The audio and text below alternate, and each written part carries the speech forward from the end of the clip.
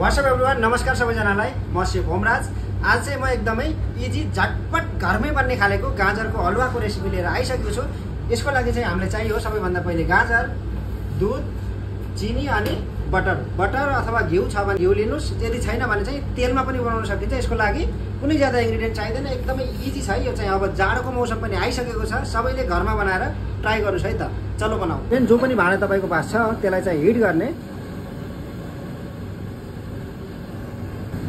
Hit भइसकेपछि चाहिँ हाम्रो यो बटरलाई चाहिँ यसमा एड गरिदिने।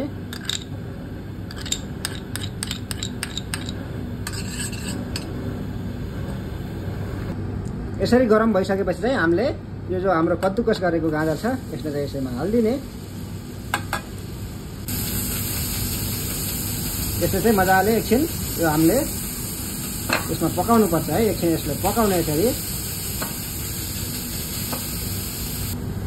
यसरी चाहिँ हाम्रो गाजर चाहिँ हल्का पाकिसकेछ। अब चाहिँ हामीले यसमा दुध एड गर्नु है। दुध एड गर्ने यसरी मजाले मिर्चलाई हालिदिने।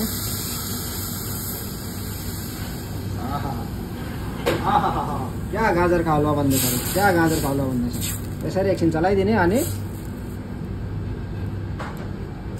यसरी एकछिन चलाइदिने अनि यसमा चिनी पनि एड गरिदिने है। त्यसरी चिनीलाई पनि सरर यसमा हालिदिइहाल्ने अनि यसलाई मजाले यसरी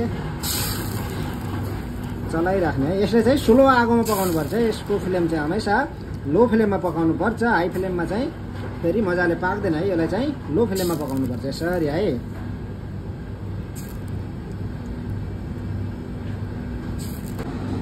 यसरी यो चाहिँ अब हाम्रो बिस्तारै पाक्दैछ है। यसलाई यतिकै उब्लिसक्यो भने चाहिँ स्लो फ्लेममा यसरी टक्क ढाकिदिने अनि यसलाई चाहिँ छोडिदिने है। यसलाई स्लोली पाक्नु दिनुपर्छ।